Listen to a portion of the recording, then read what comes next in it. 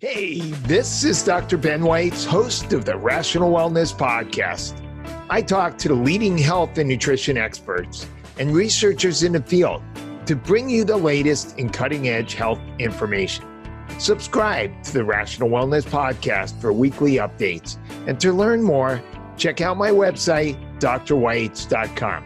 Thanks for joining me, and let's jump into the podcast.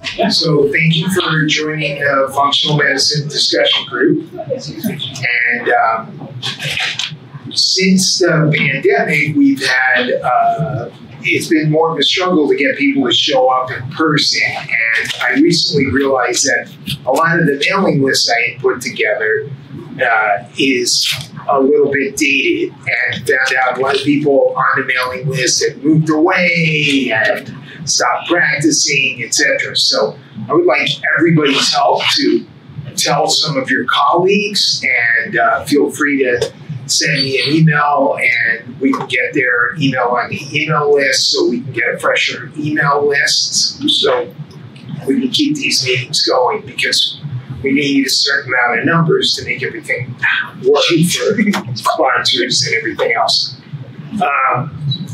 So we're not going to have another meeting this year. We're going to start up again in January. And we're the last meeting? We're the last meeting. That'd be good. No shit. No pressure. January 23rd, we have Dr. Mark Pimentel, and he'll be talking about SIBO as a cause of IBS. He's the guy who really came up with the whole concept. Very important meeting. You got to be there. And as of right now, we're probably going to have meetings every other month to potentially increase the attendance. But all these meetings are being recorded, and you can watch them on my Rational Wellness Podcast. So if you don't listen to it, check it out. We also have a YouTube page. You can see the videos. We also have a closed Facebook page, Functional Medicine Discussion Group in Santa Monica. You can join that. We can continue the discussions. It's devoted to functional medicine discussions. And we have 3 sponsors for this evening. And so we have Integrative Therapeutics, we have Quicksilver Scientific, and we have Vibrant America Labs. Let me say something about Integrative Therapeutics. They're one of the few lines of professional supplements that we carry in our office, and they have a number of great products. One of my favorites is their Theracurmin, which is their highly absorbable form of curcumin. And now they have an even more absorbable form called Cureleaf. And so that's a great product for inflammation, for healing, for everything, anti-cancer, etc.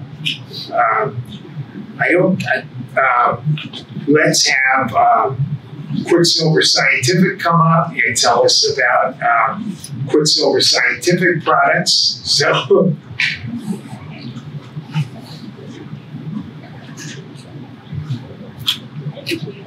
Yeah. Stand over there. Hi everyone, my name is Emily. I'm with Quicksilver Scientific. Has everyone heard of Quicksilver before? Today. Okay, very good. So we were founded in 2006 by our CEO and founder, Dr. Chris Shade. He has a PhD in aqueous chemistry as well as environmental chemistry. So we do specialize in detoxification as well as liposomal delivery. So you'll find a lot of our products are a liquid base. You hold them in your mouth for 30 to 90 seconds, and peak uptake actually happens in the blood within 20 minutes. So it's very fast acting. You know, if you have a patient who has, let's say, sleep issues or anxiety, they don't want to wait an hour to 2 hours for the supplement to kick in. They want instant relief. So it's great with our products. We do have a spectacular product specifically for anxiety called GABA-L-theanine. Does peak in the blood in 20 minutes. So very fast acting for your patients. Thank you. Thank you. Anybody else want their blood run? Come here. Get over here. It's quantum physics, really. It's like, no, I'm taking people's blood. But if I take your blood, it means I have to talk about it. So all right, so you're next. Sit down. Sit there. So we'd like the rep from Vibrant America to come up and tell us about Vibrant America testing, which we use in our office. They have the most incredible testing. Everything you would want for a functional medicine practice. You into a category for. Yes. Hello guys, I'm Teo with Vibrant Labs. Well, I'm new with Vibrant, so I don't know when we were founded, but I know it was over 10 years ago. But our CEO has a tech background, so he comes from Intel. Our tests are super advanced. Some of our most popular tests are like a total tox burden test. It'll measure your mycotoxins, environmental toxins, and heavy metals in your blood, which would be super valuable to know, especially in the functional space and for longevity, so on and so forth.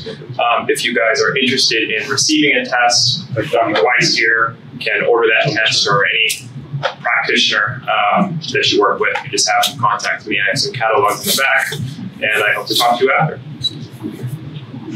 Thank you so much, Mateo. And so now we're going to have a discussion about sports and nutrition with Dr. Philip Goglia.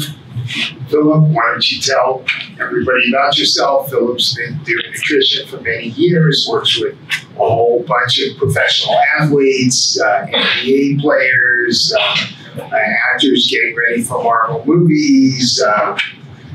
He's working with professional boxers, and he is whatever. Around the block. I've been working at Starbucks recently. It's really cool. Philip does a lot of interesting things, including working with the boxing organization on their anti-doping policy. And Phil's in practice in Santa Monica. Yeah, what you do. So, Philip? I'm here. Yeah. So, real quick, my background. I know it's talking this thing. Can everybody hear me? All six of you? I'm Duke University based. All these protocols kind of came out from Duke University through the rice diet. I don't know if any of you guys ever heard of the rice diet years ago. It was Duke's first attempt at a heart healthy food plan. Back in the 80s, for those of you that can remember back that far, we thought that was a bad guy, that you should not eat fat, it was bad for your heart. So everybody was very plant-based. Duke came up with a food program called the rice diet. It's a bunch of rice, a bunch of vegetables, some fairy dusting, and some chicken. And we walked our fat people in a Duke track hoping they drop weight. It was an interesting process because we had a bunch of folks dropping weight on a high carbohydrate food protocol. We had another patient population falling asleep and gaining weight, and we couldn't figure out why. So we gave them meds. We gave them amphetamines, thyroid medication. We gave them all kinds of stuff. And it still wasn't working until we started assessing lipid profiles, HbA1c, hematocrit, and hemoglobin. This is years later. As we looked at these markers, we realized that the folks that were falling asleep, we were practically making them diabetic. Like they couldn't use a sugar to save their life. Their HbA1c was elevated, their trigs were elevated, glucose was elevated, but they had really high HDLs, very low LDLs, genetically, naturally. They had an amazing capacity to utilize fat and protein efficiently, but we weren't feeding them any. We pulled them off the rice and the veggies. We gave them fatty fish, veggies, a splash of some carbohydrate. Poof, they woke up, they started losing weight like crazy. A great example would be, let's say you said to me, I want to go plant-based. I know cows give you cancer. I'm not eating any more goddamn cows. Forget it. I'm going plants. And I say to you, plants are great, but you do know they're all sugar. Yeah, I know they're sugar, but they're in the ground. They're healthy. It's a healthy sugar for you. And I say, yeah, but doesn't your dad have type 2 diabetes? And don't you have an HbA1c of 6.1 with elevated trigs and glucose? Yeah. Well, maybe sugars aren't such a good idea for you. So in that perspective, a high carbohydrate food plan, plant-based, wouldn't suit that individual. Flip it around and you say, I'm getting rid of plants. I'm going high fat, high protein. I'm eating nothing but cow, no more carbs for me. But your dad died of a heart attack and you've got an LDL marker through the roof and low HDLs that won't go over 20. You don't have the capacity to manage proteins and fats through your system. You would more than likely end up creating plaque from all the fat you're consuming and the protein that you're consuming. Bad idea. So at Duke, we discovered 3 metabolic types. Either you are fat and protein efficient, carbohydrate deficient, or you have a dual metabolism. Everybody's one of those 3. There are only 3 nutrients. There are only 3 different ways of eating. So, based on your lipid profile, hematocrit, hemoglobin, and HbA1c, you fall into one of those 3 categories. Which is kind of interesting because most folks come into my office and I see 18 to 24 folks a day. They come in, they sit down in the chair, and they say, I've tried 5 different food programs, nothing suits me. Like, I don't know what works. And then I always say, you're not supposed to know what works. Like, literally, I'm the best in the world at this stuff. I suck at everything else, but I know this. And then you know everything else, but you shouldn't know nutrition. Nobody really does. So you try to get the best of information through it, be it Instagram and TikTok, the web, whatever, your friends, the gym, and you're always missing something. And what folks really miss so many times is that they have it a bit backwards so many of the times, where they think they've got to hit the gym, they've got to hire Tommy the trainer to take them through their workouts 3 or 4 days a week, and they got to slam their cardio, and that will change their physique and their aesthetics and their performance. Because Tommy the trainer says, hey man, I'm going to make you super strong. We're going to change your physique here. Tommy's not really telling the truth. Tommy's job is to make you weak. Tommy breaks your muscle tissue down. It's a catabolic event in that gym. And so I always ask my clients, I always say, so when you leave the gym, you're stronger? And they look at you literally like a possum in headlights. Or, what did you say? So the gym, does it make you stronger? Oh, it always makes you strong. Oh, it does. So you leave the gym stronger. And again, they're like, what? No. Training makes you weak. You leave the gym weaker. What did it do to your muscle? It broke the muscle down. It's a catabolic event. All training is a catabolic event that is inflammatory and makes you weak. That's really not where physique changes. Physique changes in an anabolic event. And that's not the gym. That's your kitchen and sleep hygiene. Is your sleep metabolic? Do you know how to sleep? What's your sleep hygiene look like? Do you even consume enough food to promote the right caloric pattern in the right nutrient pattern that suits you to promote tissue repair? I mean, these are questions that civilians shouldn't answer. And I work with 9/10 of the NBA, and they're so damn young, they can't answer that question either. And in professional sport, I'm the nutrition chairperson for the World Boxing Committee. And in professional sport, the goal is to mitigate injury so that you still have money coming into your bank account. Because the minute you're injured, you can wave goodbye to your career path. So how do you mitigate injury? Even the trainers that work at these big facilities will say, we're going to make you strong today. We'll just train, let's train. And they have very inconsistent nutritional landscapes thereafter, where there's literally like peanut butter and jelly sandwiches in the locker rooms. It's crazy. And I've seen it. It's nuts. So it's always foods first. And you hear that little saying, 80% kitchen, 20% gym. It's kind of like that. Everybody wants to go to the gym because they're so fearful of the food, they don't know what to choose. They really don't. Like, what do I eat now? I don't know. Should I train fasted? I don't know. Should I eat something before I train? Should I do cardio first? Should I do weight training first? There's so much misinformation out there that you got to hand it to the regular civilian, even the athlete, for trying. God bless them. God bless everybody trying. And God bless everybody that's giving as much information as they know about. But together we can dial it down a bit more and really hone in on what is specific. Here's yours, Jeff, speaking of specific, for you. Here's your card. So, when folks come to my office, we do a 1-hour intake. We pull lipid profiles, HbA1c, hematocrit, hemoglobin, and we start talking about foods. And the first thing we talk about is kind of the landscape of nutrition. And immediately people will say, well, I really want to mitigate my inflammation. What are my inflammatory foods? I want to take an ALCAT test. And the ALCATs aren't for, they're sensitivities, they're not for allergies, like a true allergic anaphylactic reaction. In fact, I eat so much damn salmon that if I took an ALCAT test, I'd pop positive for salmon because there's just so much of it in me. So again, in speaking of nutrition, you try to simplify things. and you say, look, there's this old saying, feast or famine, right? Famine people died, feasting you live. That's important. So eating is important. But people are so fearful of food, they would rather skip a meal than think about eating pattern, and they're so confused about what to eat next. So someone comes to my office, we run full lipids, and we go through a nutrition count. Tell me what you ate in your particular day. We total some calories. And it's so interesting that folks still view nutrition or metabolism as something that is fast or slow. And I learned years ago that the definition of a calorie is a heat energy unit. I think everybody in this room knows that. So how can metabolism be fast or slow? It's actually hot or cold. Metabolism is a function of heat. It is hot or cold. So eating is not eating is heating. Not eating is cooling. It is very easy to lose weight on a low-calorie food program. You can stop eating, and we can all lose weight. But is that really what you want to lose? Don't you really want to weigh as much as you can and take up less room in the room and worry about your waist, not your weight? 5 pounds of fat, 5 pounds of muscle. Muscle's heavy.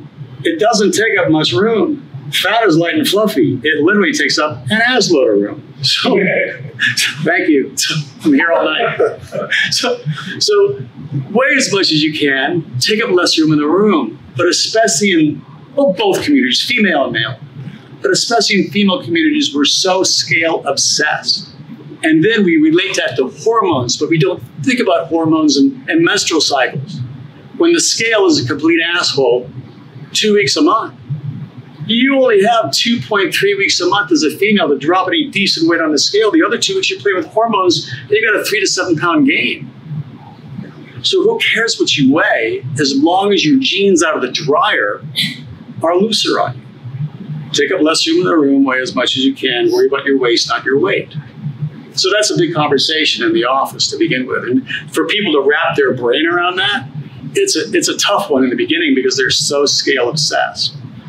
Many times when people come in, the scale will stay the same and their body fat will be down 1.3 or 2%. And they'll say, I know I'm lighter on the scale, let's get on the scale because my pants are looser and the weight is the same.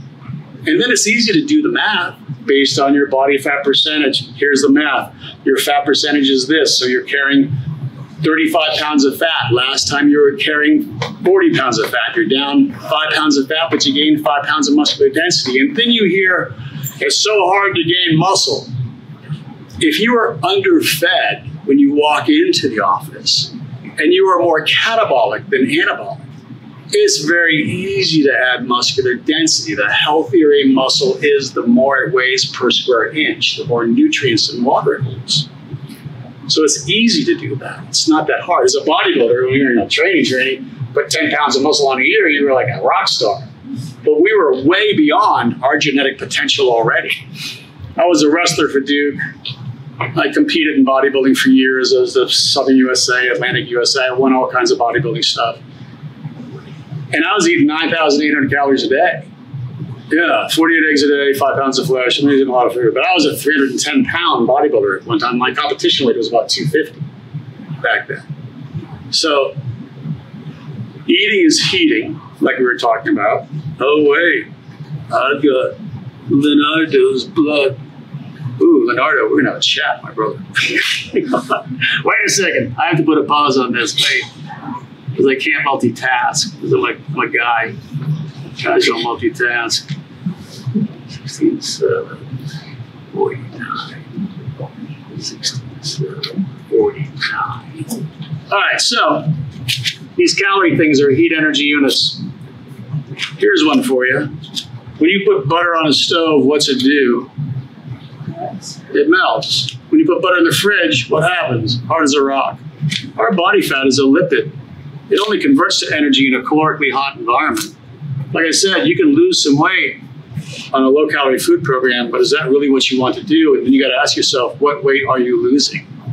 Do you feel stronger or weaker in the gym? And if you are under eating and you are training with Tommy the trainer 5 days a week, shit, before you know it, you're going to bend over to grab a dumbbell or pet your dog and your back will go out. Or you'll pull something and you'll say, screw this, I'm just going to order pizza. It's not working for me.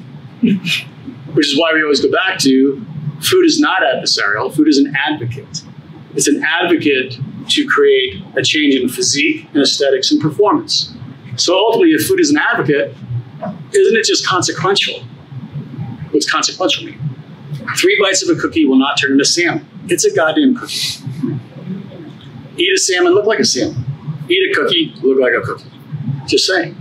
It's very simple, and it's kind of sarcastic and comical because it should be. Because people are so concerned about aesthetic and physique and performance, and they're self-shaming already, which is a whole other conversation about GLP-1s and some of the benefits it has there for getting rid of that cluster of talk in your brain about how horrible you are because you can't lose weight. But if you can view food as an advocate, as a consequence, then you can justify eating. And eating is a pain in the ass. It's hard to get your breakfast in, and then a snack, and then lunch, and then maybe 2 snacks in the afternoon, and then dinner. Most folks are interesting in that they are so busy in their day, they have a tendency to undereat in their day.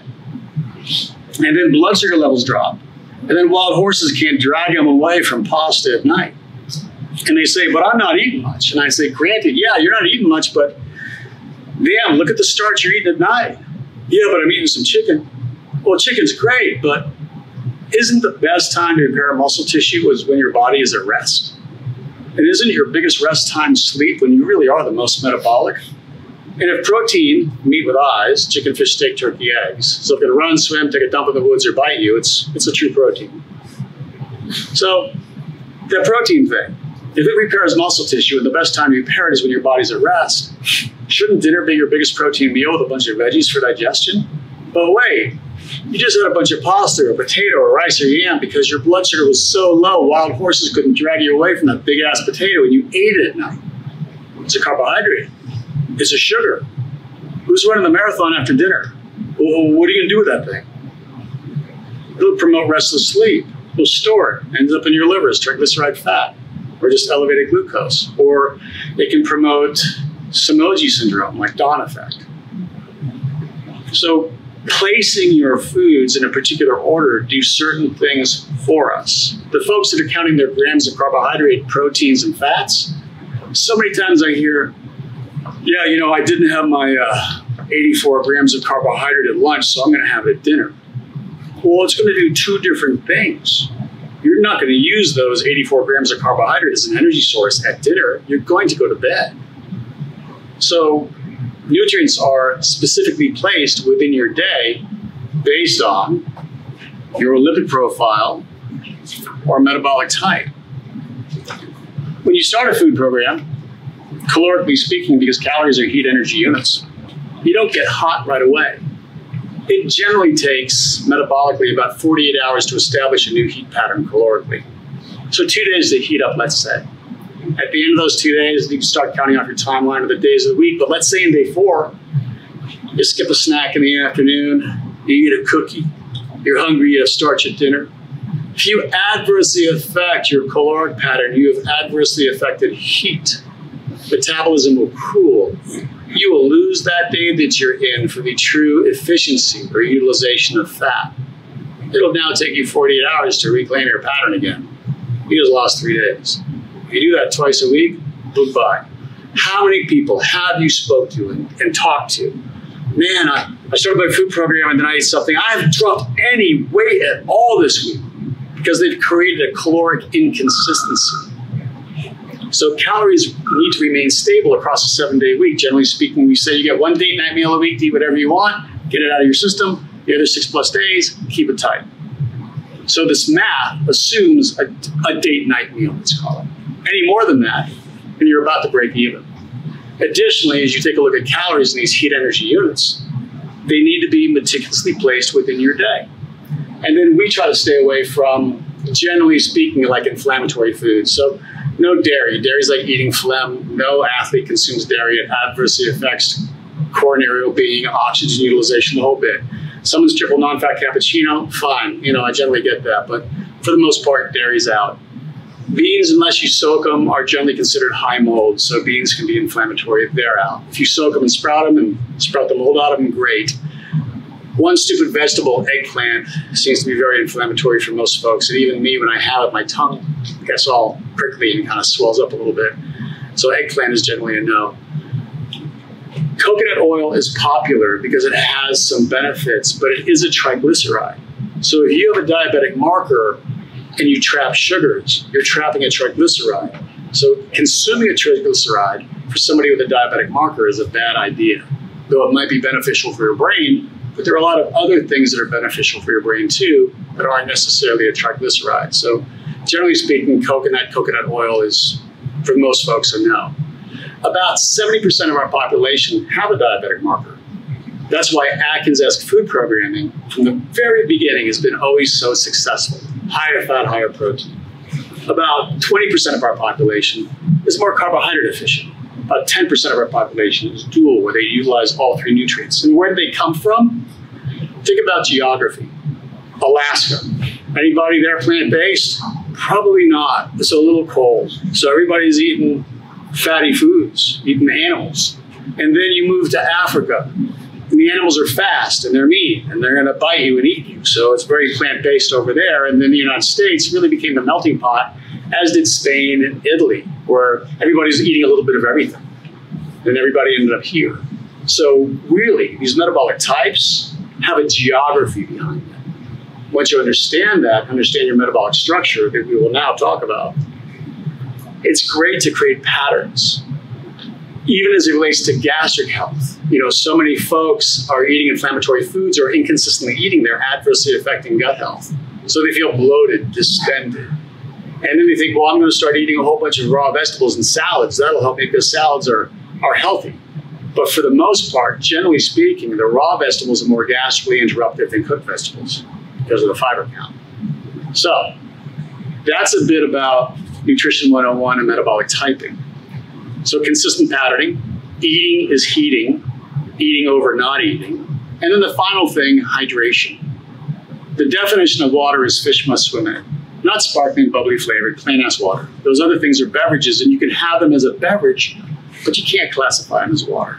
Especially the sparkling water and the deep mineral density in them because it'll actually hold water on you because the minerals are so dense in it. The purpose of water, other than moving nutrients and toxins through your system, is to regulate your temperature. Perspiration and sweat. Like we know it is cold in here, like an operating room. Jesus. We are still creating perspiration and sweat to regulate the temperature to manage our environments. If your water is low and you cannot regulate temperature correctly, your body will perceive that as trauma. Once it senses trauma, it will figure out a way to adapt.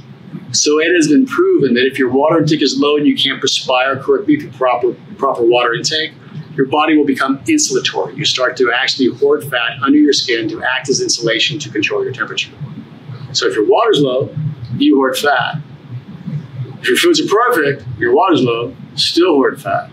Water really runs the show. And then you take that into account with skin toners and muscle toners. Muscle's over 70% water.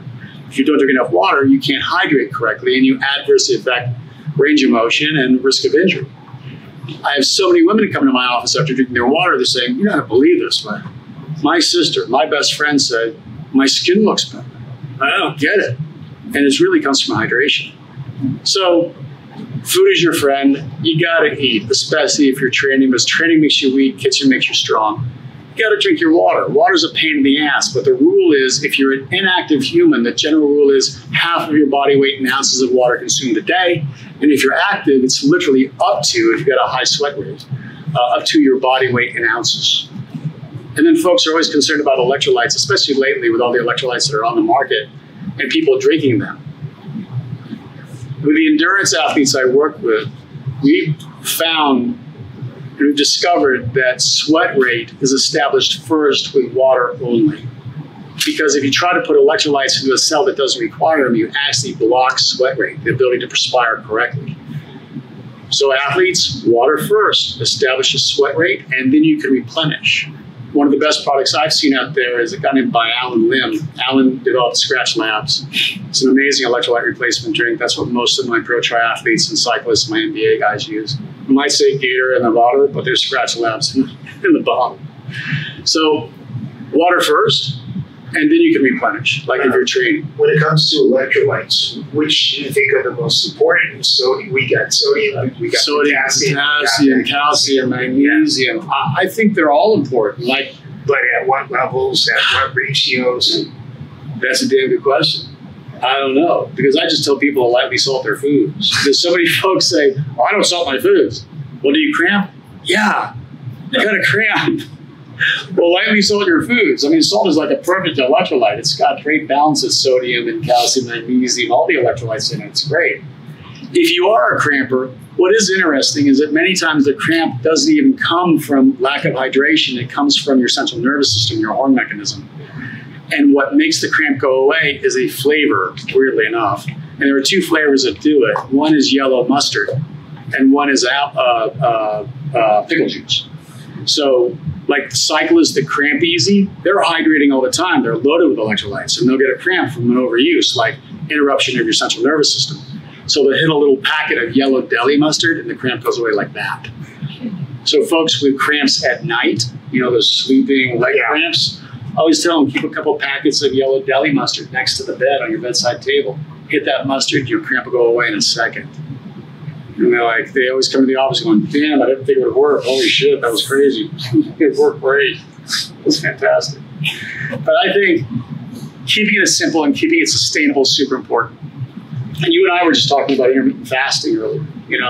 Intermittent fasting sends another message that food is an adversary, that you shouldn't eat food. So let me ask you guys. You guys are smart. Everybody in here trains. I introduce you to a pro cyclist. He says, guys, I'm headed out on a 4-hour ride at 6:30 in the morning. Shit, I'm intermittent fasting. Probably shouldn't eat, right? Like, good idea, bad idea for this guy. He's got a 4-hour ride. I introduce you to a guy named Kevin Love. Plays for the NBA. He finishes an ESPN game. It's 10:30 at night. He says, man, I played all game. Freaking hungry. Oh, shit, it's 10:30. I'm intermittent fasting. I probably shouldn't eat, right? Like, good idea, bad idea. Intermittent fasting, 2.5 years ago, they called that skipping breakfast, and now there's a term for it. Kind of like, I love the use of a weighted vest for walking. It's adjustable weight. You start off because it's like cardio and resistance at the same time. It's very efficient. But now they got a term for it. They call it rucking. Yeah. And I thought rucking was a 50 cal gun, somebody saving my life in Afghanistan or Iraq. And now they have a term. I don't know. It's called weighted vest walking. Intermittent fasting. It's called skipping breakfast. 30, 40 years ago, we've got into this, and the concept was everybody's fat because they skip breakfast. Yeah, right? Yeah. Don't skip breakfast. Eat your food. Eat with it a certain amount of time. And I do also kind of like the protein windows. Oh, bro, you just finished training. You got to get the protein in. Otherwise, you're going to lose your muscle. So what you're telling me is, if I don't eat some protein within 20 minutes after I train, I will lose the muscle I just worked on. I'm going to have a hard time believing that. That's a tough one. So there are particular patterns for protein consumption, especially at night before bed. And you got 8 hours, approximately 6 hours to digest that food at night. Protein patterns at night for some of my bigger athletes, it's a pound of flesh post-cooking and a bunch of vegetables for digestion. But then you hear, oh, you can only absorb 32 grams of protein at a time, especially from the pro-athletic team's nutritionists, which is very interesting because here you got a 7-foot guy that weighs 250 plus that's playing for the NBA, and you're telling me that if you weigh 120 pounds and you're a female, and he's 250, 7 feet tall, that both of you can only absorb 32 grams of protein at once in a 3-hour pattern? Are you sure about that? That's what you want to hang your hat on? Because I don't think so. I think it's based on muscular density and how much muscle tissue you carry and your level of activity.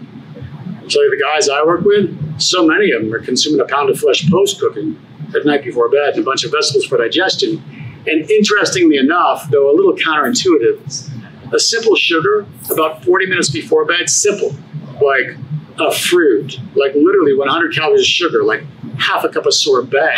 Weird, right? A tablespoon of honey. A lot of my athletes will use blackstrap molasses because of nitric oxide.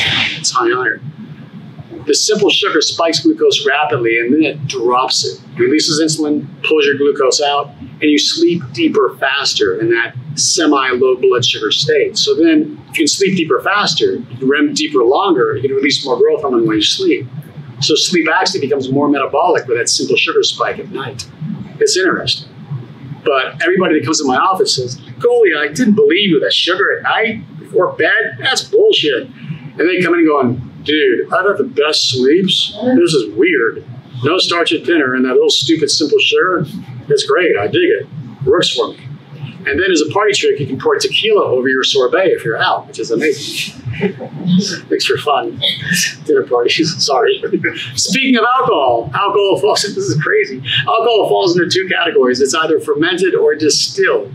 Their fermented alcohols are higher yeast, higher malt content. So like red wine, and you hear those people say, oh, my skin turns red and stuff. So the wines, the fermented alcohols can be more inflammatory. The better choice is distilled. Vodka, tequila, potato, rye, grain. So vodka, tequila over beer or wine. I always tell people, if you do choose beer or wine to help manage the yeast and mold count, 3 glasses of water for every glass of wine or beer you drink to manage the yeast and mold.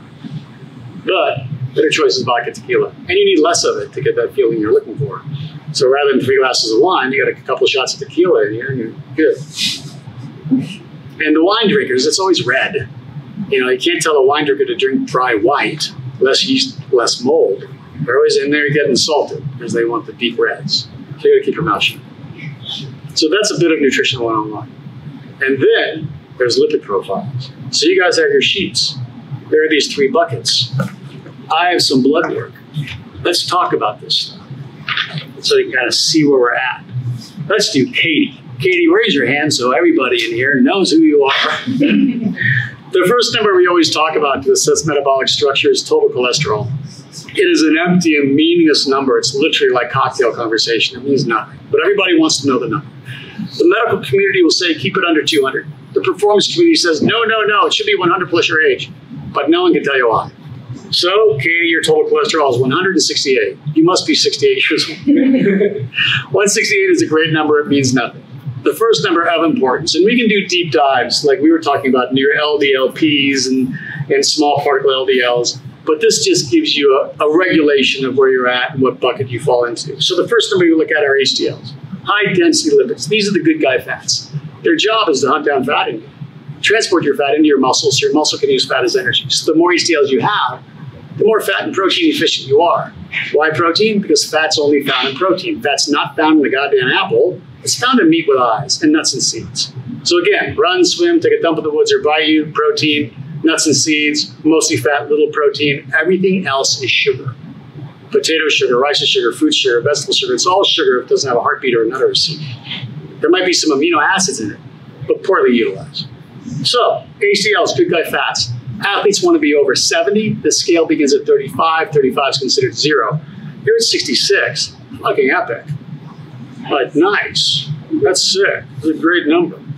So now you take your 66 and you divide it into your total cholesterol and you get a ratio. This ratio indicates current metabolic efficiency. Healthy female civilians are generally hanging around 4.5. Guys, 3.5. Athletes, 2.1, 2.8.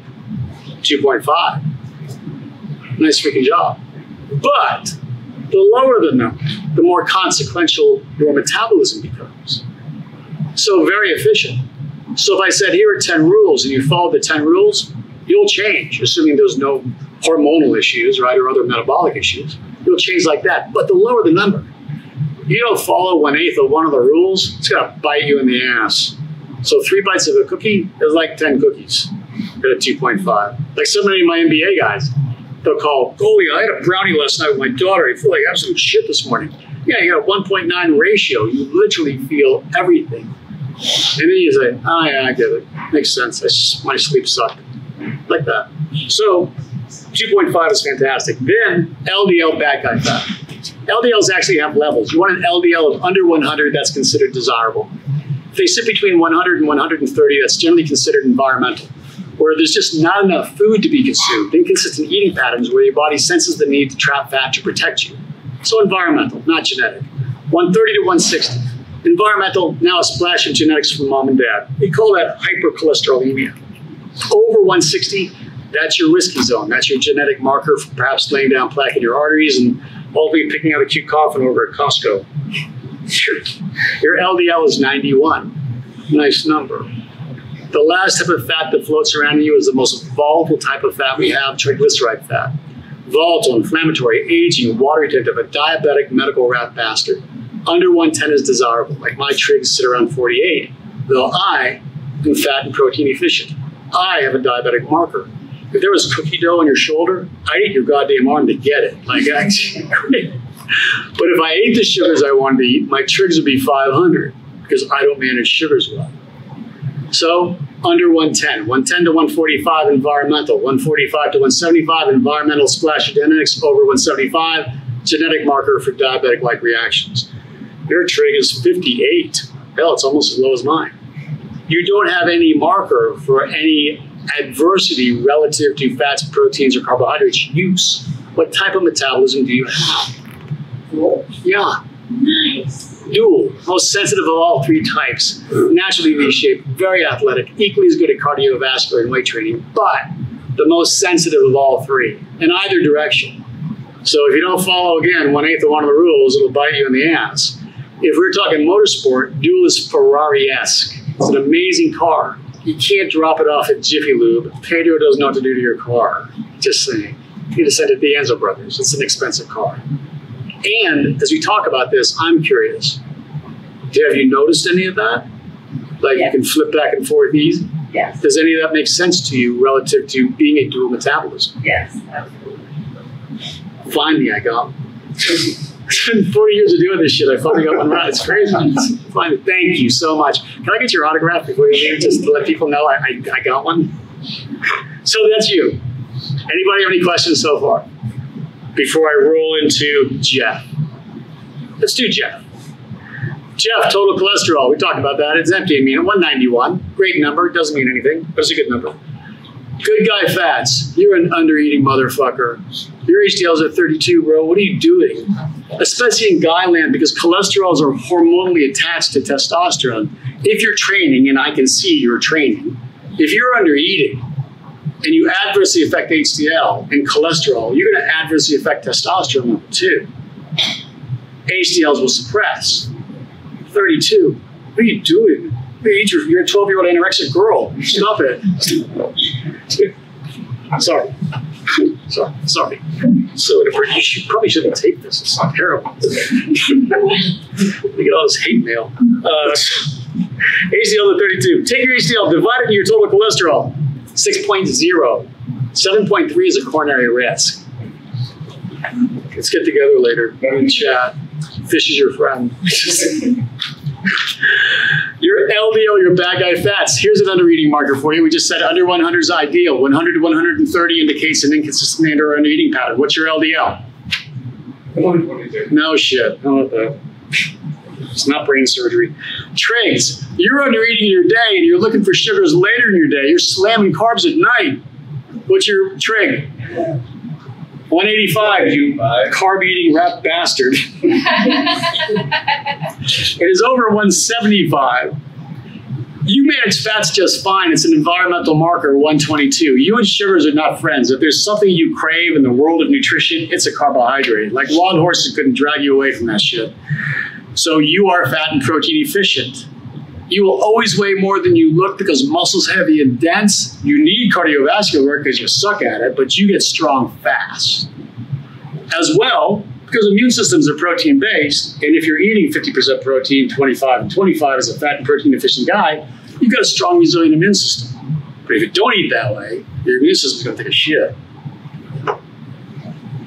Which is not appropriate.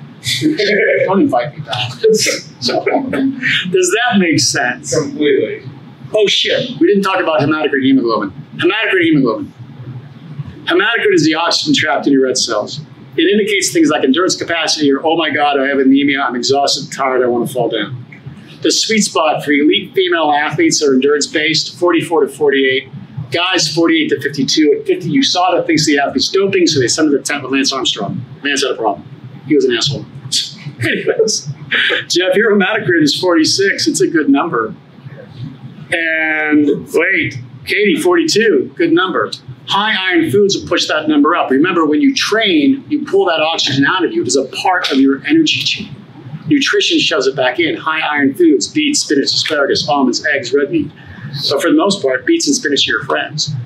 Folks that I see with smaller red cells and the inability to trap oxygen correctly, we end up using beet extract on them. And all of a sudden they feel 1,000% better. That nitric oxide is huge. More so than even taking an iron supplement. The beet extracts are fantastic.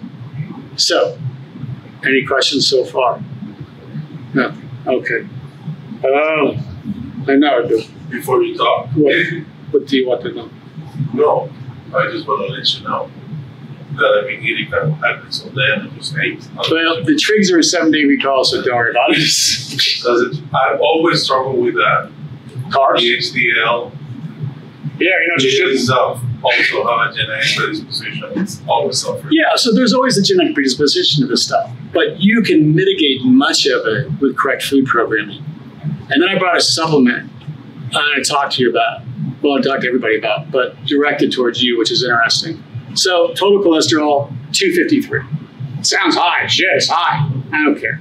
HDL's 35 is 0. You're at 20. My buddy over here is 32. You guys should get together and date. I don't know, hang out. 20? Jesus Christ. Take your 20 and divide it into 253. It's a 12.7 ratio. Like, I would send you to Dr. Ramdandelia to do a full coronary workup type thing, because that's a bad number. I'm not taking 12.7. Your LDL bad guy fats are 156. They're call it 160, right? 156. Literally practically the same. So again, something you're doing with your foods and the way you're managing fats and familial, genetic health history, right, is trapping fat. Triglycerides, anything over 175 is what the hell? You're 383. Are you using coconut oil by any chance? No. In any of your cooking, any of your foods? Doesn't matter. It's a 7-day recall. 5 to 7 days for a trig. Yeah. What you ate just now won't affect that. No, it's a 7-day pull. 5 to 7 days. So you're having trouble using fats. You're having trouble using carbohydrate. You're having trouble using protein because fats found in your protein. You have a dual metabolism. You need a balance of all three. You couldn't go plant-based to be diabetic in a matter of seconds. You can't go high-fat, high-protein to be picking out a coffin over at Costco in a matter of moments. Balanced. But for your muscularity and your size, again, my gut tells me you're not even close to eating the amount of food you need to eat to stimulate a heat pattern. Thank you, Mother. I know. I was just saying. Look, I actually stay here. That's what I do. I'm a nutritionist. Hey. I do this because of her. Yeah. All these. I was a 270-pound fat kid, bullied constantly. And I'm a 3-time cancer survivor. In 5th grade, they were to cut my leg off. I had osteosarcoma, and I was in a cast for a year. So I was bullied. People pushed me over, my cast and all the crap. So I'm constantly assessing physique. Like even as a bodybuilder on stage, I would sit there and think, I'm just a fat fuck. With real physique shaming. So I had to shift my mindset and say, I'm going to perform better. So you train legs with me in the gym, I'm going to beat the shit out of you. I'm going to crush you with leg day. So I wouldn't have to think about how I looked. I really had to change my mindset about it. And it came to like bulky shirts, baggy shirts, and all that stuff. It was a real thing. So I get those young conversations at an age, and then also, just dealing with cancer was a real pain in the ass. So I think with you and most folks, you're a great example of amazing integrity, wanting to learn about your foods. But so many folks need an advocate. Like I consider myself a rather inappropriate, semi-sarcastic, but smart advocate for you, which is why all my clients, patients, clients, call them whatever you want, they have my cell phone. Everybody has my cell. I guarantee you right now, if I pulled up my cell, somebody has sent me a text of a picture of the meal they're eating. Or one of my CAA guys has sent me a menu saying, Goglia, just pick my food out. I can't do it. But that's collaborative, right? If you saw somebody criticizing someone in the parking lot and hammering them, it would piss you off and you want to walk up to them and go, what the fuck are you doing, man? Chill out. Collaboration is a big thing. And I always say you got to collaborate with yourself first in order to collaborate efficiently with others, authentically with others. And I think there's a part of greatness in all of us we really lack because we're not clearly aware that we do like to do difficult things. But then we want to attach a word to it like stress. It's not stressful, it's just difficult. On a scale of 1 to 10, it's at 8, 9, 10. What is it? It's difficult. And because most folks in here, I guarantee you, all of you, not most folks, but all of you are here because you are flat out unreasonable humans. Unreasonable means if your bottle of water is empty, you will stop what you're doing and fill that son of a bitch up. That's unreasonable. A reasonable guy will go, I'll get it later, fuck it, I'll miss my snack, I'll figure a way around it. You guys are unreasonable You love difficult stuff. Stress doesn't have to be a part of it. And you got to ask yourself, if your food programming were working, what would it look like? So identify, what would my food program look like? And then you got to ask that real difficult question, who do you need to be to make that happen? Like, what boundaries do you have to set with yourself? What leap of faith do you need to have to really embrace that greatness you got? And then don't live in a place of justification. Own your mistakes. The NBA is not paying you to do this crap. You're doing it because you want to. So you're supposed to fuck up. That's the whole idea.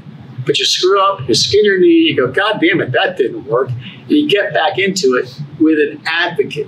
Somebody that can give you more of, like, this guy knows more about just about everything, health, wellness, and fitness than I could ever imagine. He's forgotten more than I know the way he talks about shit.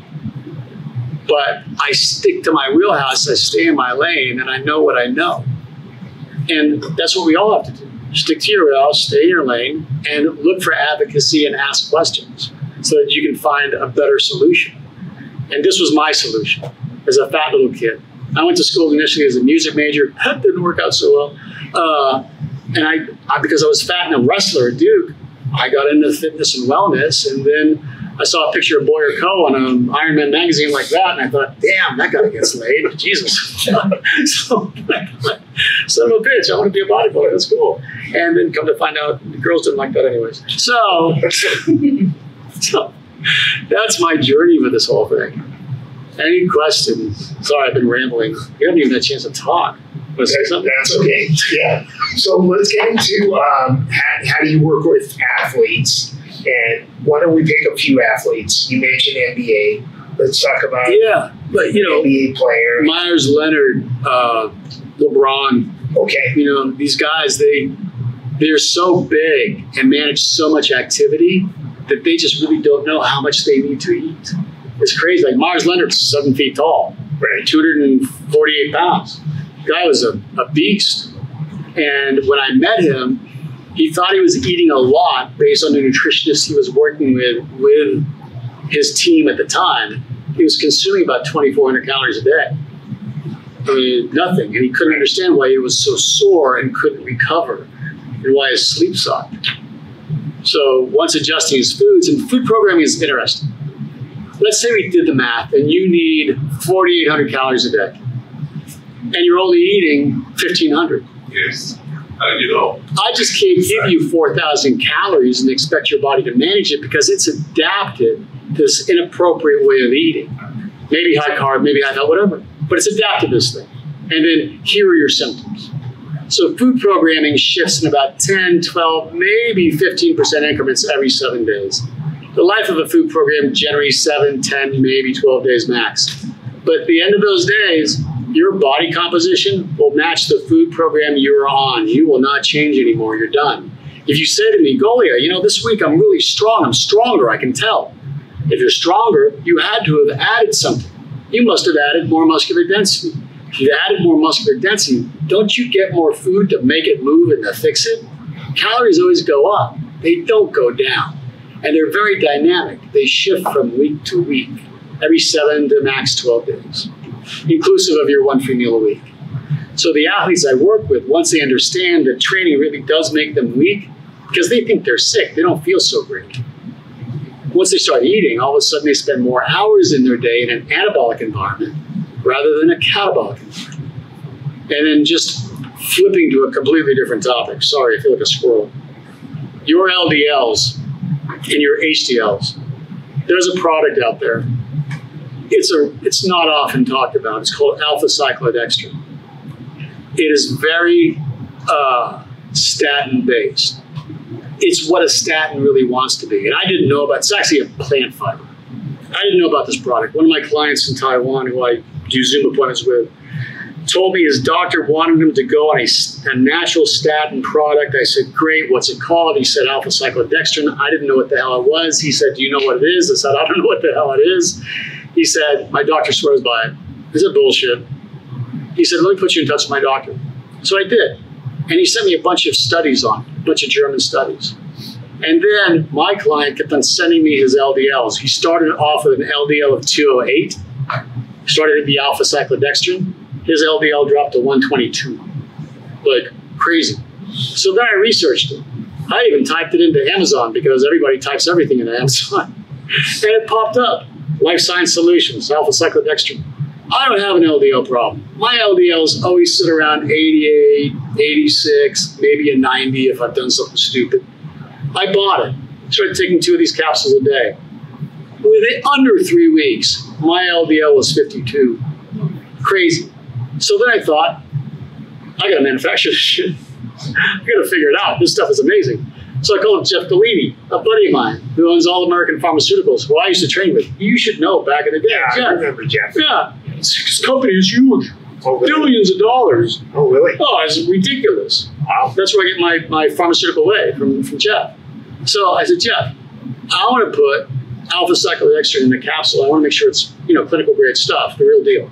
And I said, and because GLP-1s are so damn popular, I want to attach berberine to this stuff too, to support the use of sugars and carbohydrate metabolism. It was a good idea. Jeff has like 90 PhDs. It's like, good idea, let me work on this for you. So he did. And this is what it is. Metabolic Plus. It's a combination of alpha-cyclodextrin and berberine. And here is the white paper I wrote on it.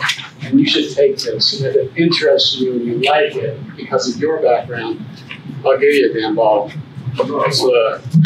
But the stuff is amazing, and I don't rave much about supplementation, but having taken it, for my own personal use and watching what the numbers did to me, and then I started giving it to my clients through Amazon.com, and I always run everybody's blood, every couple of weeks, and I saw the markers drop, the LDLs drop. And people are so afraid of statins and the side effects, kidneys, joint pain, muscle pain, that I thought this is just a great alternative to somebody that just refuses to take a statin, even though they really need it, because statins have such a bad rap. So there you go. Anyways, that was an idea. The other thing people have been talking about so much lately is like neurology and mental care. One of the things I use in the office, and it's one of the grandfathers of like paracetam and selegiline for neurological focus, is NADH. It's a little particle of niacin. But literally, when I take this thing in 15 minutes, I'm absolutely laser focused. I'm like out of my mind. Not central nervous system like caffeine or anabolic cocaine. It's just like energy from the neck up. It's really amazing. The stuff is fantastic. So NADH, paracetam, selegiline. Lately, NAD Plus has been a big deal, especially because you can get it in a nasal spray now on a pharmaceutical level. So we do hormone replacement therapy at the office on Saturdays with Dr. Earl Dixit at our gastro at St. John's. And NAD is very, very popular. It's a great, great product. So I started taking it myself, and I can't stop talking. What do you think about NR, NMN as NAD precursors? Again, the precursors are great, but why not just take NAD? I don't think NAD is absorbed, though. But it is, nasal spray NAD is absorbed right into your nasal cavities. It goes right to your brain. Like, it's funny, like, I would say no, it's not, but I know that when I take it, it's like, whoa, I feel pretty damn good. I had the first guy that took NAD from us, and I wanted his feedback, is a celebrity photographer, like very artistic guy. So he calls me and says, I took that NAD. Oh my God, I had to take pictures. And I don't think I've ever been more creative. That shit was crazy. Like, it's nuts. And it's like nasal spray, 2 pumps, pump each nostril. But I definitely notice a difference. And me, having taken every drug known to man, literally, like a bodybuilder, increases monkey hormone on up, Excuse me. So you're talking about nasal NAD? NAD plus, yeah, nasal. And what is this MDH? NADH is capsule, little particle. Yeah, NADH is a little particle of niacin.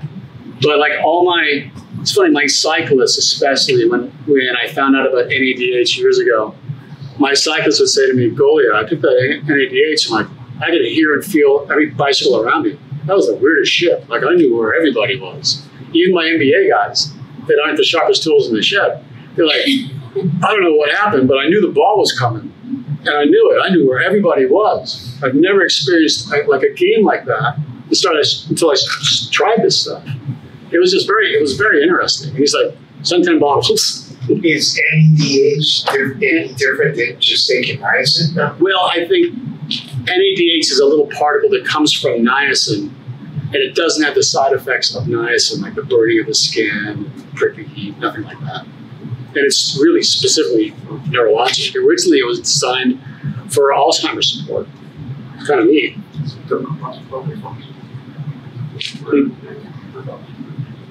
Yeah, it's a hell of a product. So these are the scratch labs I talked about. They come in little sachets. We were talking about nutrition, and it has to be sustainable, right? So it has to be easy. It is an absolute pain in the ass to find 1 fruit and 12 almonds as a snack in the afternoon. No one's going to do it. So how do you do it? Here comes the word that everybody will hate. A Kind bar has 200 calories in it. It's a sugar and a fat. Something to think about. It's not perfect, but it's a sugar and a fat. 100 calories of sugar, 100 calories of fat, but it has so much chocolate in it. No, it doesn't. It has like 1/8 of a teaspoon of some slathering of chocolate on it, so some civilian person will buy it because it looks like it's chocolate. It's a marketing thing. So, hey, Phil, let's get back to that basketball player. Wait, I want to talk one more thing. Okay. And then there are split packets. Yes? I got a good question. On the NADH, what is the optimal time to take it? 15 minutes before workout. Okay, so instead of like a pre-workout shake or... Yeah, but I'm a big believer in some pre-workouts, but specifically designed, like D-ribose, L-glutamine, citrulline malate, beet extract.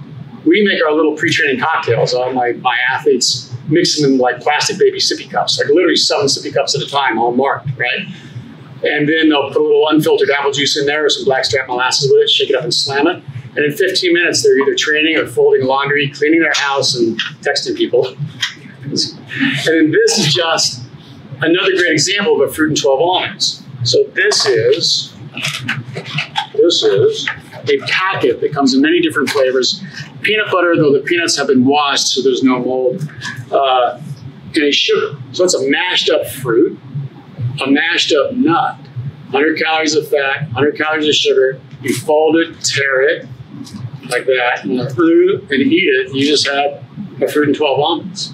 So it's easy and convenient. No, it's not a fruit and 12 almonds. No, it doesn't have all the fiber that a fruit and 12 almonds has. But it's easy, it's convenient, it sits in your purse, you can take it on a plane. So again, you've got to think about sustainability. No, it's not going to cause cancer. Yes, it's in a packet with aluminum, but you are breathing the LA air, so careful. Okay, now we can talk about athletes again, sorry. Yeah. So walk us through how you're working with one of these professional basketball players. Immediately, I call them a 12-year-old anorexic girl. I fat shame them. I don't know. I've been doing this for 40 years. Like literally, I get phone calls. My business is all referral, like your business, referral based. I'm not on the gram or TikTok. I don't do any of that stuff. I'm too old, 65. I don't do any of that shit.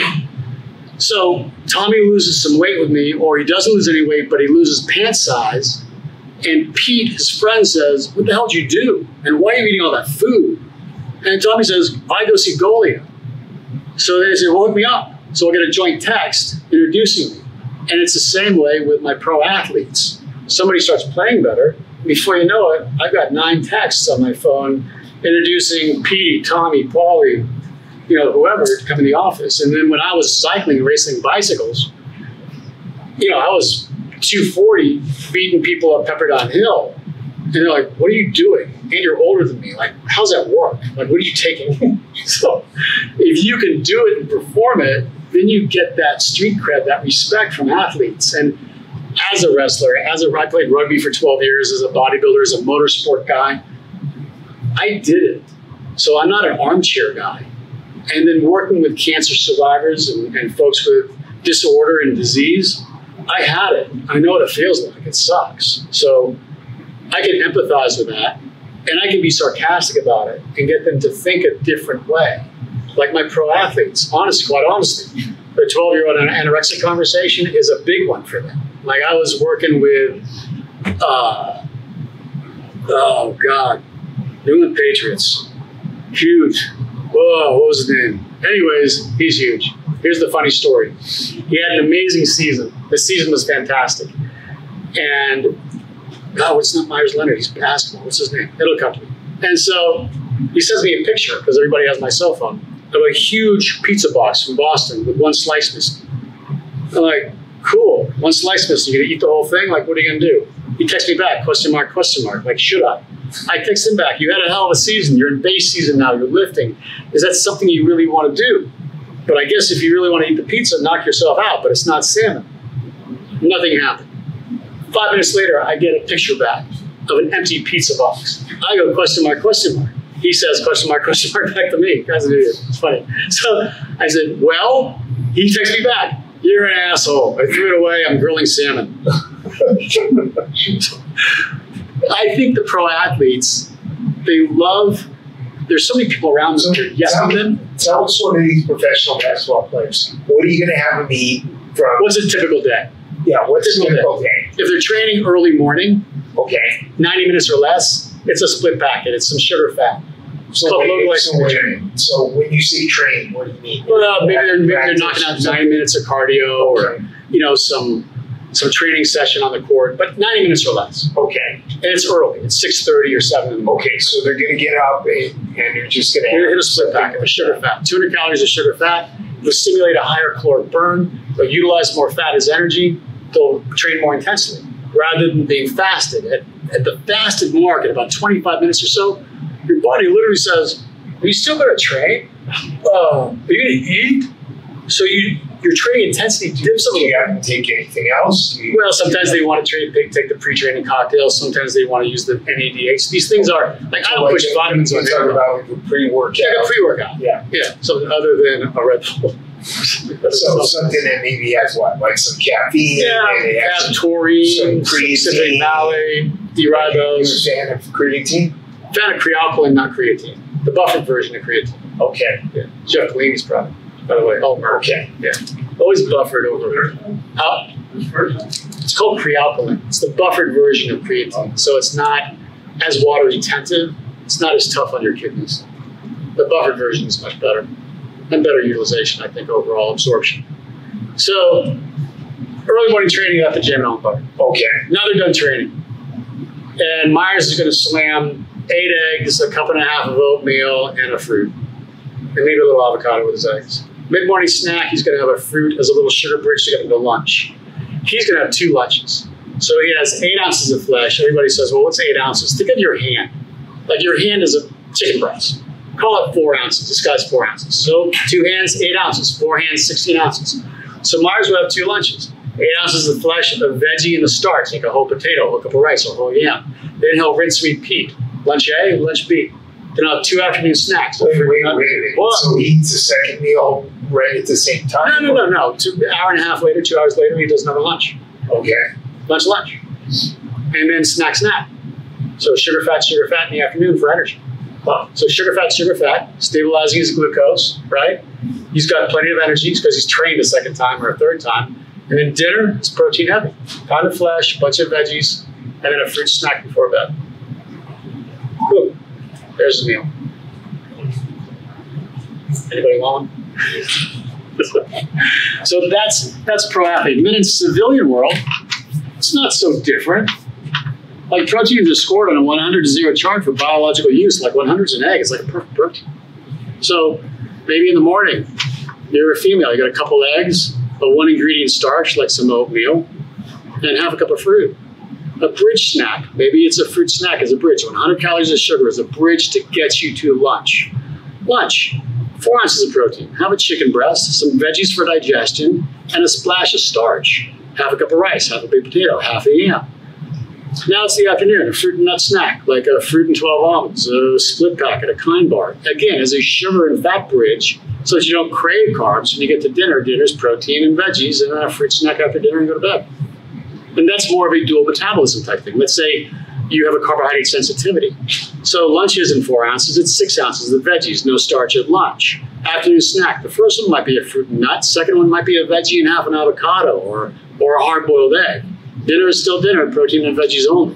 And all proteins are not created equally. So athletically speaking, athletes will consume poultry at lunch, fatty fish or lean red meat at dinner because they do things to you while you sleep.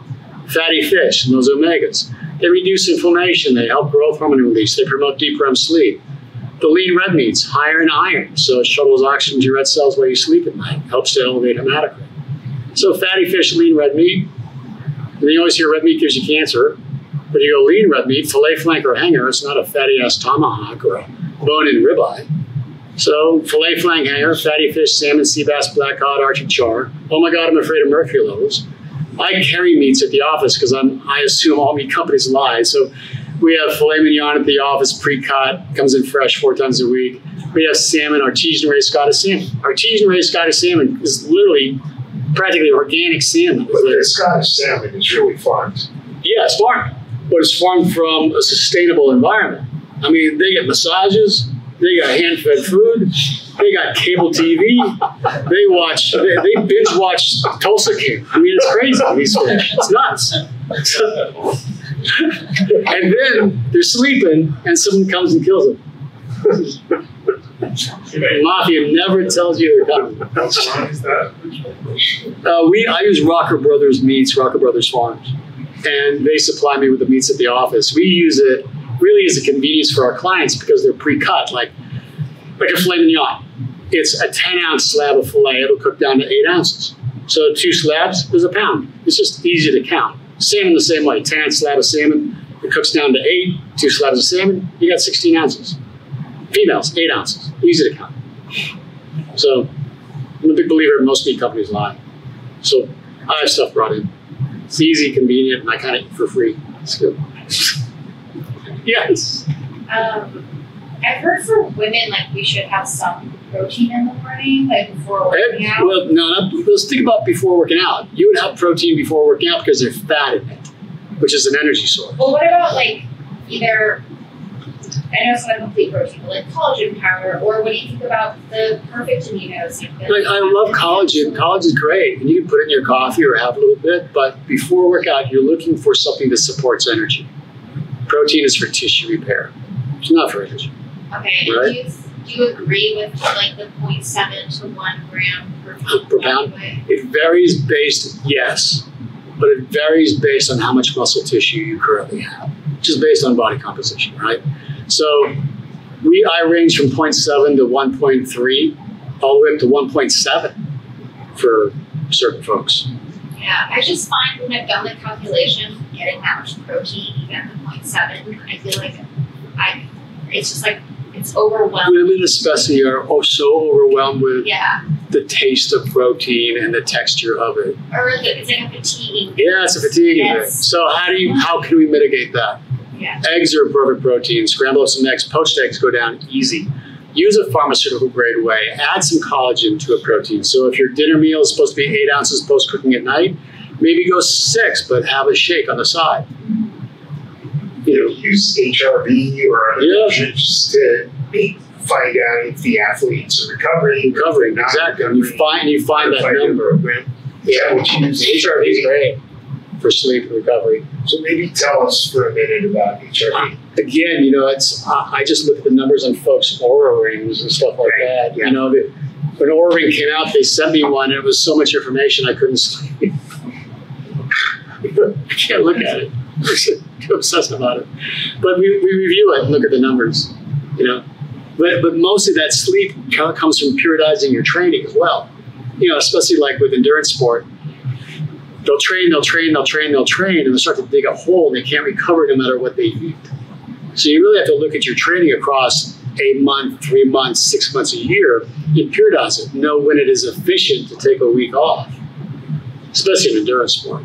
But if you start digging a hole in endurance sport, you got to take a week off just to recover. You just can't turn a pedal. Let's say you have a cyclist. What are you going to have meat in the morning? So it all depends on the type of ride. Okay. So if he's riding 90 minutes or less early morning, he'll still go out on a sugar-fat split packet or a fruit and 12 almonds or a tablespoon of jam, tablespoon of almond butter. He'll still go on that.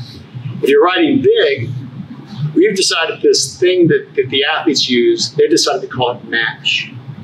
MASH is a single ingredient starch. Maybe it's rice, maybe it's shredded wheat, maybe it's oatmeal, maybe it's oat flakes, maybe it's oat puffs, maybe it's a yam. But it's 8 ounces of this stuff. With a cup of applesauce dumped on top of it, with a tablespoon of almond butter dumped on top of it, with a tablespoon of jam dumped on top of it. You crunch it all up, mash it up, and you eat this thing with a couple eggs on the side. You give yourself a good solid hour and a half, 2 hours to digest it, because God forbid you're on the bike and trying to digest food. If you digest it, you take your pre-training cocktail, your NADH, whatever it is you might use, and then you're on the bike. That will sustain you for the first 45 minutes or so of training. Now you're out there for a 3-4 hour ride. The first ingested is a simple sugar, like a gel or a goo that is not maltodextrin based, like a honey stick. That'll get you 30 minutes of a bridge for energy. After that, the center parts of your ride, if you're in this 5 hour, 3 hour, 4 hour ride, is a sugar fat grouping. Sugar fats are like a bong breaker bar or a split packet, or Justin's flavored nut butter packet. Sugar fat gets you 40-minute patterns. When an athlete knows that he's an hour out from the barn, being home, an hour out, it's sugar caffeine. That caffeine will stimulate the central nervous system. It knocks down your pain, but it's only good for 30 minutes. Then you're 30 minutes out from the barn, another sugar caffeine hit, like a second surge gel, and then you're home. And then hydration, water first, and then you're always using electrolyte replacement thereafter to manage your sweat rate. Even my NBA guys, like pre-game, we use the mash and the eggs. The night before, big game. How much water do you have before the game? Are they drinking electrolytes before the game or only? No, only on the court. Okay. Yeah, I mean, they're already loaded with electrolyte patterns and a low sweat rate prior to the game. So they've got their mash and their eggs. They digest the food. They might have a split packet before climbing on the court, and then they're on the court. What would they do at halftime? Halftime, they usually hit, the ones I work with will hit half of that pre-training cocktail because they use the full pre-training cocktail prior to the game. So they'll do a half a pre-training cocktail and a split packet, and they're back out on the court. And then third period, like when they're just about done, again, they're figuring out their time management. They'll do a sugar caffeine. And again, the pre-training cocktail is what? D-riboso, glutamine, beet extract, citrulline malate, molasses. I think that's it. Oh, and a lactate buffer. The product we use is called Sports Legs. It comes in capsules, but they empty the capsule powder into the cocktail for lactate buffering. There is a topical lactate buffer called AMP, which is kind of neat. It really does work. A lot of my boxers use it. So they'll apply it topically. And it's a nuance. It doesn't completely stop the burning, but it definitely knocks it down. Kind of interesting. Is it something that's alkaline? Yeah, it's an alkaline base, it's like a baking soda, but in a topical dermalogic, transdermal form. It's pretty neat. Stuff does work. Cool. Yeah. Well, okay. Any questions? Jesus. It's probably unlike anything you've had here since I last was here 20 years ago.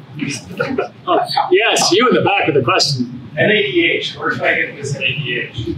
Amazon.com. I see a lot of NAD, and we have NAD back here. Yeah. So, by the way, guys, the NADH is, I use Now, the company Now. Yeah. It's great. Okay. I mean, I really notice a difference. Can that replace like a pre-workout? I don't think, no, well, this is not, NADH is not central nervous system, it's just neurologic neck up energy. I like that. So try it, and then you can throw in a nuance of a pre-training cocktail with your D-ribose and L-glutamine and stuff. We use the D-ribose and L-glutamine because they're metabolic sugars. What would you recommend to replace caffeine if you have taurine. Try taurine. Taurine? Taurine. So is there taurine-based pre-workouts? There are, yeah, but you can make your own. Like, I'm a big believer in making your own. Like, I got my, Mr. Wizard science kit all together with my D-ribose and my L-glutamine and my taurine. And so we have a product it's called pre-race powder. And it's primarily taurine based. But the name is called pre-race. Okay. Amazon.com. Thank you. Sorry.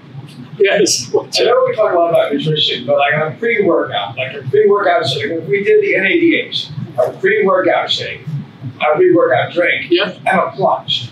And a plunge? Yeah, I just plunge. I always do a plunge. I'll do a pre-workout. I'd run to Florida and get warm.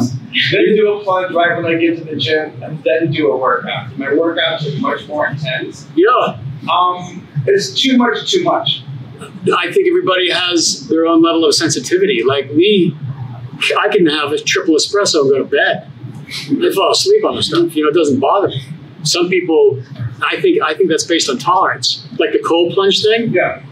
You couldn't get me near a cold plunge. I know it's great for you, but as a wrestler at Duke, we had to get into those whirlpools packed with ice to reduce inflammation and shit that we were breaking and tearing. I had PTSD from cold plunge shit. So, if I get within 100 yards of a cold plunge, I start breaking out in a sweat. I get shingles. Sorry, too much personal info.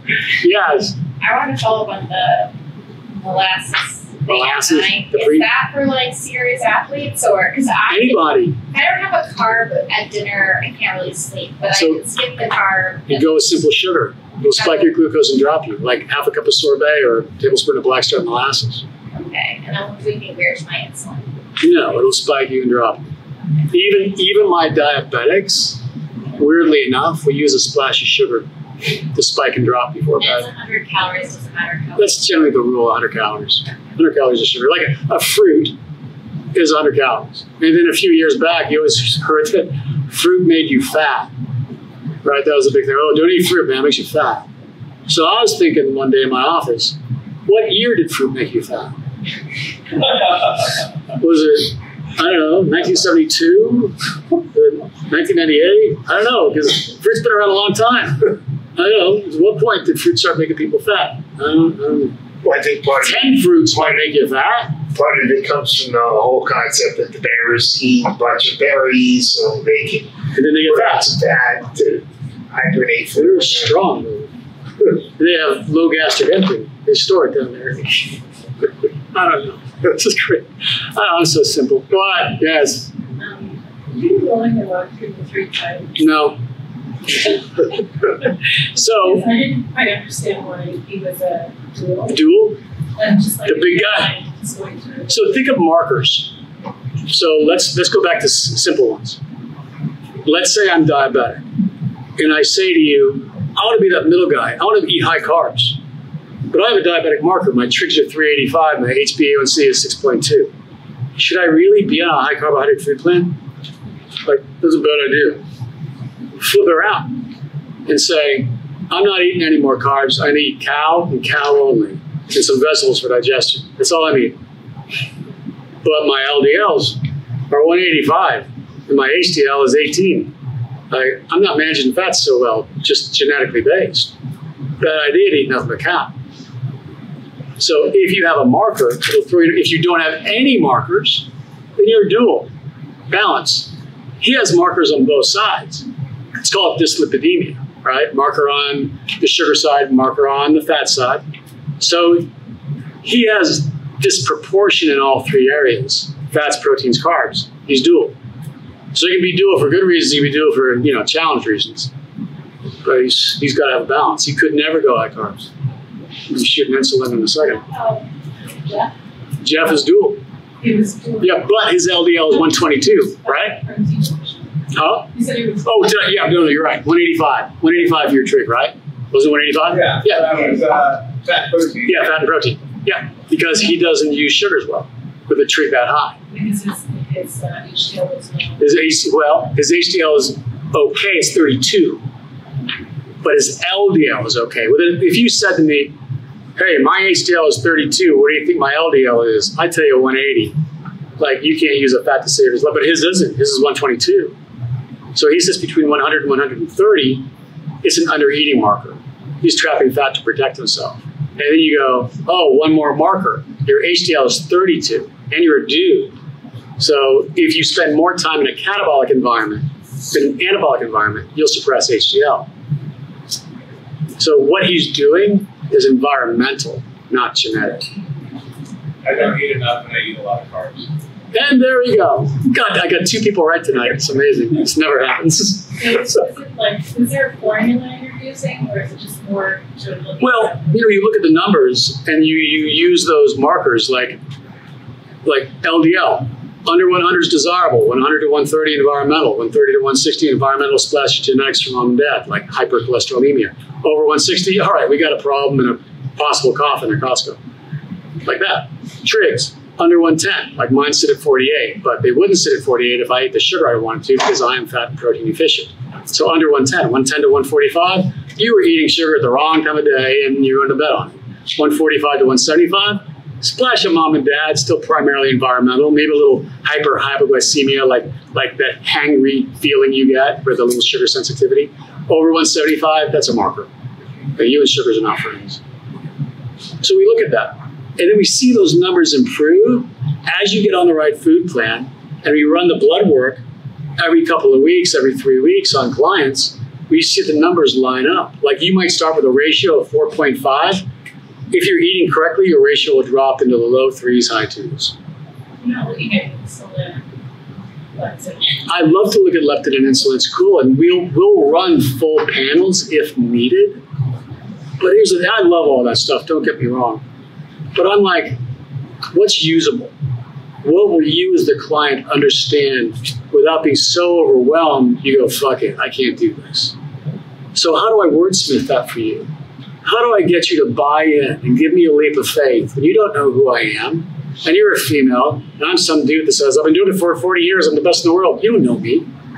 So how do I engage you and get you to believe that eating more food is going to promote a loss of body composition, an increase in strength, and a drop in 2 dress sizes?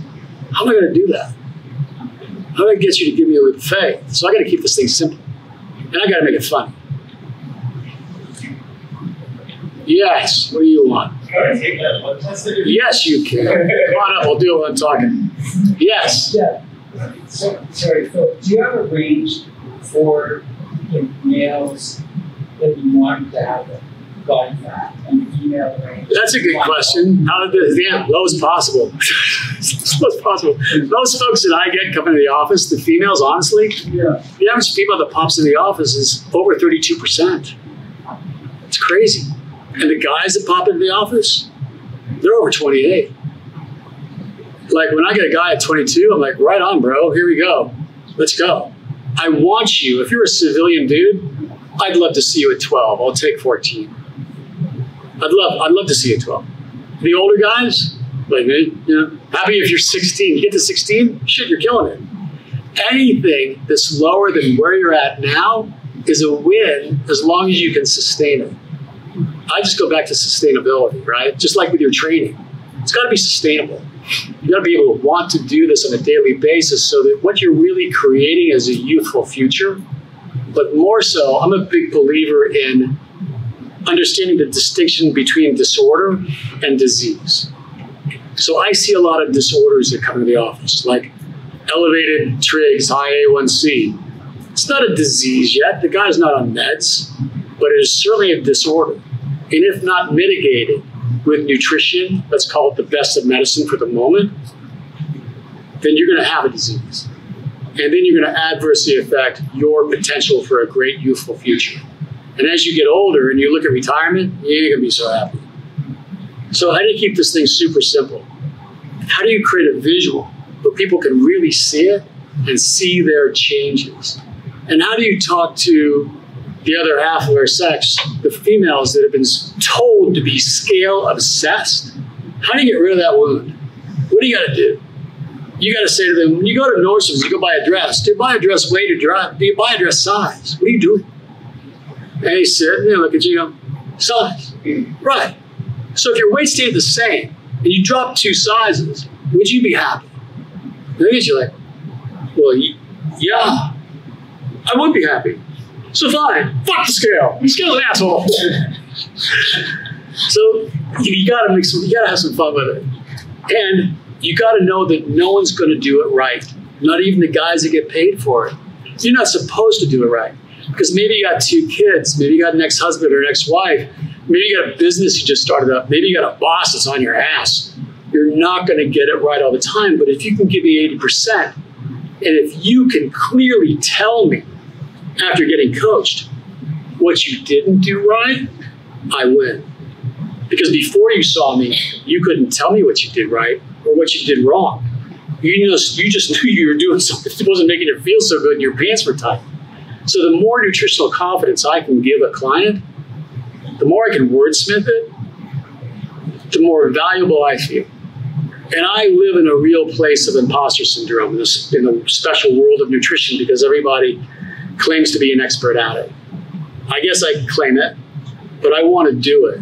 And I've had a history of bad food programming and cancer and all that crap. And an Italian father that's been waiting for me to get a job for years.